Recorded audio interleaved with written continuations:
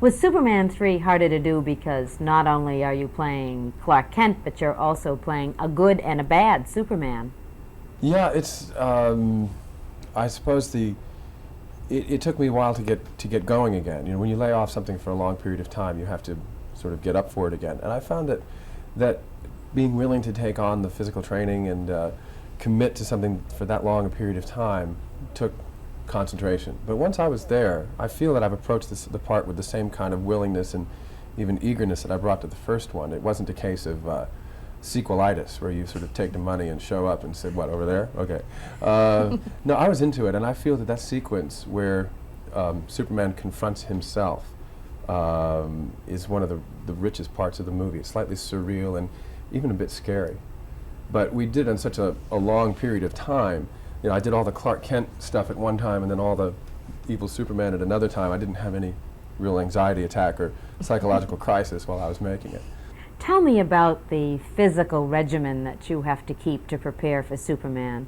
You don't do the physical regimen when you're not about ready to prepare for a Superman movie? Every time I'm doing a movie that's not Superman, I have to be somebody thin.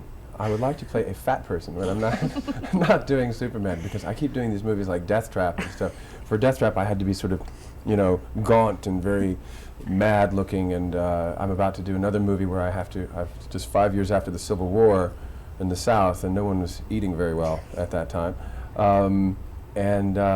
Yes, when I'm doing Superman, it's the first thing you have to do is anything that's going by on your plate, stick a fork in it, and then go to the gym and work it off and pump up with muscles. And now what I do is more aerobic kind of stuff, racquetball 3 times a week, you know, a lot of bike training, you know, trying to slim down. When not preparing for a Superman movie, do you keep up these exercises? No, I hate pump weightlifting. Iron. I think a bunch of sweaty guys looking in the mirror going, oh, like that is really vain. I don't know. It doesn't. And I think in the long run, it's better to do things for your heart. You know, like fall in love and ride a bike.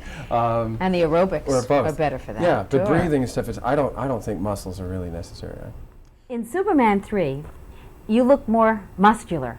Are you? Oh, or yeah? maybe it's because I was sitting too close to the screen. I was there last night in the 3rd row. Well, that's Roberta about my seating. I don't. Maybe have you been? How's your neck today? Yeah, it's like fine. Girl, I don't know why you asked. Are you more muscular? Do you feel that you're different than you were the first time physically? I'm probably just fat. No, I'm in the middle of dropping the weight, but I find that as long as I look reasonably that size and it says S right here, that's half the work, you know, and the rest is enthusiasm. Now the stunt work. I remember in the first one, there was a crane shot. It looked to me 250, 300 feet over the East River, and you did it. Take your breath away to think about it. Do you still do all your own stunt work? Or do the insurance people go crazy? See, my problem is I don't think of the flying as stunt work. See, I fly, but I don't do stunt work. You know? So it's gotten very matter of fact. In fact, one of the things we were trying for on this film was to make it so casual that you don't even notice it. Whereas the whole media campaign on Superman 1 is, you'll believe a man can fly. This one is, you won't even notice a man is flying. So that he just, well, yes, you know, I've got to go, and he's out the window. And I had something to do with the flying this time. Dick Lester very kindly would come over and say, well, what do you think? What have we got here, and which way do you want to go, and this, that, and the other, and where can we put the camera? So it's a real collaboration. He does not have any ego problem at all about having to be the big cheese, and I think that this throwaway, underplayed level of heroics is something that appeals to me, and I think also the audience likes. In these times, do we have to underplay the hero? Just by the way that times have changed, and also perhaps my end of the business and media has exposed a lot of so-called heroes who weren't. Yeah, there's a great deal of what the butler saw these days, you know. You try to pose as a hero, and then some valet or a chauffeur will write a little thing, this guy did not only these things, but he did the others too, and it's a kiss and tell kind of atmosphere. Gossip really runs today. But that's sort of a sidetrack. I just feel that with the, I think, more advanced understanding, hopefully, between men and women, that we don't have to quite stand on a rock and prove our masculinity, and women don't have to be domesticated. And you know, we've reached that time now, fortunately, in 1983, that you can sort of be a hero without showing it. That a real hero is not blustery, macho, pseudo John Wayne, that he's somebody with a romantic soul who can make contact with somebody and who can really care. And I try to make Superman somebody who reaches out and does it all fairly effortlessly. You know, I don't want to be a reserved hero. It's like, I'm cool, and if you're real lucky and keep your mouth shut, you can come with me for a while until I get bored of you, which is the way it always used to be, you know. The woman was allowed to hang around as long as she wasn't a nuisance, whereas the real bonding was between the two men, you know, me and my buddy, or our horse, and okay, you can come. But I don't know, I guess I'm much more, much more naive, maybe as a person, and certainly as a hero. I'm just not impressed by grandstanding. Was that your idea from the very beginning, to play him in that way? Yeah, I saw that as a real opportunity in the script. That sort of hands-on hip cape billowing in the wind and stuff, that strikes me as dull, you know? Once you've done that, then you have nothing else to do. Whereas I try to keep the audience wondering what's going to happen next, and sort of maybe charmed by his throwaway style, and I think it's worked. All three pictures are different. I mean, part 3 has a totally different intention than the other two. It's much more tongue-in-cheek satire, really, of what happens if Superman gets mixed in with real life. Previously, we've had outer space, explosion of Krypton, stopping a nuclear warhead, I mean, or a bomb that goes off in Paris. Here, it literally starts on a matchbook cover, an unemployed man, and then it moves to a woman bringing up a child by herself, a 30-year-old former star who's now drinking, the threat of the computer monster over our shoulder, and what happens if Superman gets mixed up in everyday life. Sometimes that's funny, sometimes it's moving, but it deliberately stays here in the real world. Yes, I see you can't keep Superman frozen with 1940s values. No. And expect the 1983 audience. Now then he becomes buy really, that. really a joke, you know. But what I try to do is restore certain words, certain values to their original meaning, and that as juxtaposed to the cynicism of today, so that I could actually stand out there and say truth and justice and the American way, and mean it. Because if you go back to the original intention of those words, it's not laughable. It's only the changing times that make those ideas laughable. There's a scene on top of the crown of the Statue of Liberty with one of the female characters in the movie, and Very female. very female. That line of yours in this scene, "I don't do that anymore," Right. Right. which was had me. Out of business, right.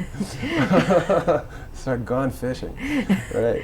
Can we apply that line, and will you apply that line to the rest of your career as it regards having done Superman? Down the line when you're through with the Superman no. saga, I don't do that Listen, anymore. I will never become cynical about having played this part. I mean, this part was a gold mine for me. I'm not talking just about money in the bank. I'm talking about opportunity and critical reaction and reception in the business. The fact that I managed to make this a performance rather than just a media blitz, you know, unknown becomes a star. It was perceived as a performance by people that I really respect, and that I think that will stand. And I'm just too, I guess I'm just not that cynical. I can't ever put it down. I mean, these 3 movies have been a real achievement in special effects filmmaking, in the idea of a hero, the whole thing. But I think you must quit before it becomes sort of diluted into television fare. You know, it mustn't become episodic. I think these 3 pictures were original, and to quit while you're ahead, really. But I won't ever look back to that. I don't do that anymore. I've gone past that. It's a wonderful chapter of my life that, you know, like other chapters, high school, college, drama school, Broadway, they have a nice place along the train track of life. I want that in the needle. Right. Oh, God, this man can really make a metaphor, huh? Is that Wordsmith. Is that your way, Christopher, of telling us that this is it, number 3, and you're done? You won't be doing any more Superman movies? you feel your commitment to Yeah. the series is over, and you. What are you going now to do? I move mean, on. I've already flown, fallen in love, stopped time, prevented World War III, and fallen in love. What are you going to do for an encore? You know? You can settle down Mary Lois Lane, move to Westchester, and drive a station wagon to Little League. Sorry, it just doesn't work. Now wait a minute, Chris. I live in It works for Westchester, everybody and else. I Why have a not you? station wagon, and I'm offended by that. Given all the special effects in Superman 3, it must be difficult to play against a blank screen or just a blank post rather than opposite a real actor. Well, I asked Richard Dreyfuss about that because he just finished doing Close Encounters when I was on Superman 1. I said, what was that like? He spent 6 months going, what was that? You know, and then later they put the spaceship in over his head. You know, I'll never forget the take in which he did that, and it looked really believable when he did it too. However, but that's the challenge. Is now fill in the blanks, put in your imagination what's there. So when I'm flying, I can be stuck on a wall someplace, but I have in my mind's eye where I'm going, and you know, the World Trade Center's over there in the East River, and there's a tugboat, and this is the temperature, and this is how fast I'm going, and it's just called being in a sensory state, if you want to borrow the actor's studio jargon for it, which is simply, you must not die on the vine. Anytime an actor is not tingling with sensory awareness, the audience picks up on that immediately and tunes out. And the actor's tuned out, audience tunes right out. But I've been able, I think, to stay alive in these special effects sequences by my own love of flying and my own care about acting, that you mustn't regard that stuff as being less valid than the speaking parts. I don't think some of the critics can understand just how difficult it is to perform in these kinds of movies. Yeah, It's hard to relate. I think I've been really well treated. I mean, in these You films, have. you know. Some of the other people doing it haven't. I don't know. I think it's perceived as a performance, you know, that, you know, caution, actor at work, you know, and you know, like those road signs. And can I see your dramatic license, please? But yes, no, I have never felt as somehow invalid or that I'm just taking up space. You know, I've always felt somehow that I'm busy doing something worthwhile. They just take a long time. Richard Pryor is famous for ad-libbing his way through a lot of movies. Does he ad-lib a lot in this movie, or does he have to stick to the No, script? It's the script is good enough. Well, the first thing is, the hook here is, how are you going to put Richard Pryor and Superman in the same movie? I mean, that's an interesting, tantalizing concept, and they've managed to pull it off, I think, with a very fine balance between us, so that he doesn't steal the picture and I don't upstage him. You know, we share, and it was that way working as well. But I think Pryor's particular brand of genius is this. His technique is very solid, but it looks mad. It looks totally out of control. But he knows exactly where he's going. You'll get a few takes. He'll try something. He won't ever do the same thing twice. And every now and again you see, whoops, we lost him. He went out this way. Here he comes back again. Okay, whoop, we went off that way. You know. And you have to be ready, if you're working with him, to go on these little trips with him. Don't dish him up the same stuff every time. So that generally, like, you'll go about 3 takes or 4 takes. 3 will be weird, and 1 will be brilliant. You know, sometimes more than 1. You must be ready then to go with him and to be Flexible enough to do it. If you're uptight, you're going to sink immediately. But my whole training, my whole background is improv, is winging it. And I ad-lib a lot, too. I noticed, I take some pride in my major ad-lib. One of my ad-libs in this film has become key in the trailer. I'm flying with Richard Pryor, and he didn't know much about the special effects or anything. But I could see from the television monitor, the corner of my eye, that we were coming over a little forest, right? And so I had to watch the trees, and kept going, and that was used I thought it was a throwaway, you know. But they use that stuff, as long as it's inventive and funny and cooking along, and I made up that line about I don't do that anymore, too. That's your line? Oh, yeah. Oh, A you lot ought to of it get is. screen credit for that. And That's one of the my, best lines. One of the things I'm really one of the good gags that I like in this film is Clark Kent dancing. I had 2 choices. How does Clark Kent dance? Either it's like really square dancing school time, or he goes absolutely mad. I decided he goes mad, but while he's dancing mad, they change the record to a slow tune, and he doesn't hear it, so he's left boogieing, and oops, you know, one of those. Just little bits like that Dick Lester would say, yeah, if he sees it cooking, like any good director, he'll use it. Is Clark Kent more fun to play than Superman? Well, I tried something different. It's a roundabout answer, but I tried something different with Clark this time, which is that he goes back to his 15th high school reunion, and he meets this really smashing girl, played by Annette O'Toole. He meets Lana Lang. Now, if he's really a bumbling moron who smashes into walls and keeps doing this with his glasses all the time, she's not going to be interested. And so what I've done is I've dropped out of the shtick to a certain extent, and that, remember, this kid grew up on a farm, you know, he used to run his dog and bale hay and ride horses and stuff. Only when he went to the city did he put on this stumbling act. So I tried for a thing. They didn't really have time in the movie to use as much of it as we actually did. But what happens if Clark Kent sort of lets go a little bit? And every now and again I'll drop out of that voice and just say something real direct to her, like, gee, that's too bad, or nice to see you, or something that's like away from all the study. And because by contrast it then weighs something.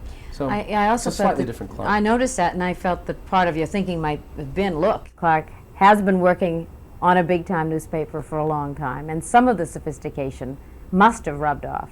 some little bit of metropolis sophistication, or at least the knowing how to not stumble into the manhole I still covers. love Jackie Cooper's line. In my 40 years in the business, he is the fastest typist I've ever seen. You know, That's right. Superman with a word processor. Christopher, I read that a couple of years ago you turned down the role in American Gigolo. Why? I just didn't think it was The for image me. of it didn't appeal to you? No, the as you subject can matter? well, as you can see from the work I actually do, I'm not really too worried about image. I do all kinds of strange things. But I just didn't like that script, you know. One thing I didn't do Body Heat, because I didn't think I'd be believable as this particular brand of small-town lawyer. And Bill Hurt played the part, and he was great. I just didn't think I could handle it. You have to have a sense of what's going to work and what's not. Sometimes you get it right, sometimes you're wrong. But I make those decisions independent of my association with Superman. See, everybody else, I mean, typecasting is something that happens outside you. It has very little to do with who you are as a performer.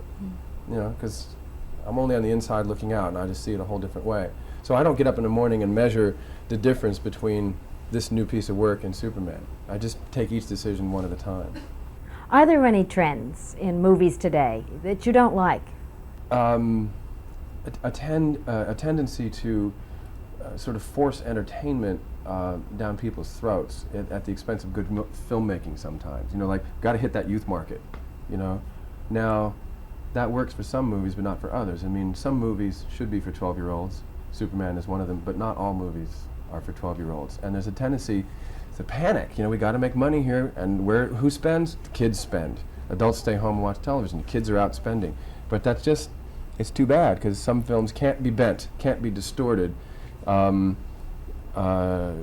that commercial reason, and yet that's happening to a great extent. I admire people like Hugh Hudson, who goes off and makes Chariots of Fire. Yeah. Says, well, I really hope they like it in America, but if they don't, that's tough, you know. But he doesn't jazz it up to reach a market segment. You know, people like that I hope will continue to lead the business. Yes, I think you're right. There is a danger that there will be fewer movies like Kramer versus Kramer and Ordinary People. I don't know which way we're going, but certainly well, with in the your summer, movie and Return of the Jedi and whatever, it's the trend seems to be. It's become impossible to release a so-called serious film between May and October, you know? And that's too bad. I would have thought should be a time you could bring out any movie anytime, right? You know, but it's not. There's a whole marketing strategy, and I don't know. You said the key word. I'm just the actor. I'm not supposed to know these things. Several years ago, you said that as an actor, you did not want to be any more successful than you are skilled. I'll stand by that. Good. I found a quote I don't have to retract. But yes, there's nothing you can do to rush the level of your growth, but you can become famous very quickly. And as you did. Yeah. And there's generally a mandatory 1-year period when you confuse the two. Anybody who becomes famous quickly, I think, goes out to lunch for about a year. Some people never come back. But if you do stay sane, you realize that, you know, you can go zipping up the success ladder, but you can only plod up the skill ladder, and you mustn't confuse them. You've got to decide what you want, too. If you just want to be famous, well, that's one thing. But if you want to last, I think you have to keep working, you know, in the right sort of way. At what point, and I'm sure it was right after Superman 1, did you realize that you had lost your anonymity forever and that your life had changed? Yeah. I used to live on Upper West Side, I still do, but on another block, in a 5th floor walk-up. And Warner Brothers would start sending limousines. And I'd come out, you know, the garbage is out front like it is everywhere in New York. And some of my out-of-work actor friends live on the same block.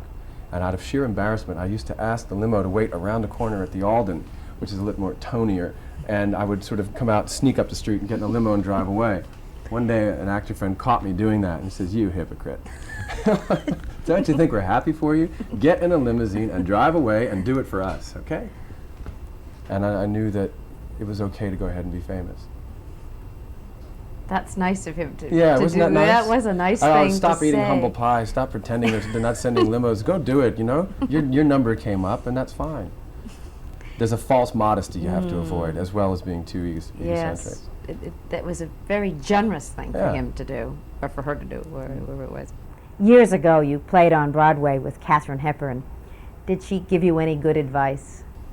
Did she have a method of acting or working that you You know, she admired? well, yeah. I mean, she had one great there was one commandment. You know, for the rest of us, there's 10, but for her, there's one commandment, which is be fascinating. Be fascinating. So, well, that's easy for you. I mean, the rest of us have to work at it. You know, get out here and tap dance. I mean, what do we do?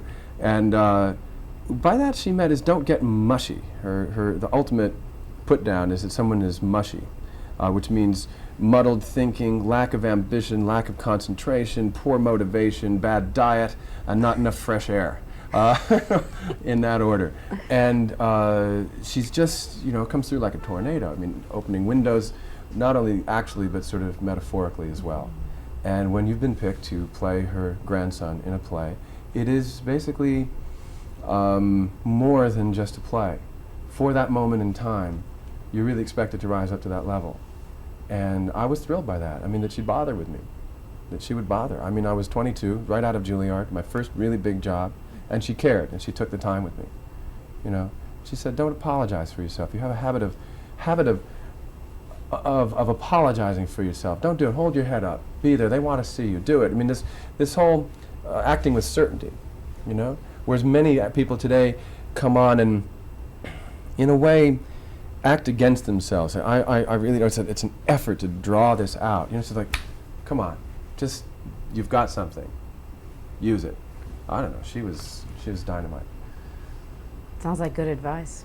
Yeah, you know. But it's also that acting and living go together. And she's also said, don't think that acting is a way to hide. Acting is a way to reveal. Show the people who you are. Show them what you care about. And you see with Katherine Heppern, the line between acting and living is indeterminate, and you hardly know where she stops and the character takes over. She is always Katherine Heppern and always the character at the same time. I mean, and that's real star quality. And I used to think that acting was hiding. Well, I'm not me now. I'm safe. I'm this other person. But that's baloney. You're always yourself. You always are. You're yourself plus whatever worldview you need to change to be this other person. But bring. Don't hide.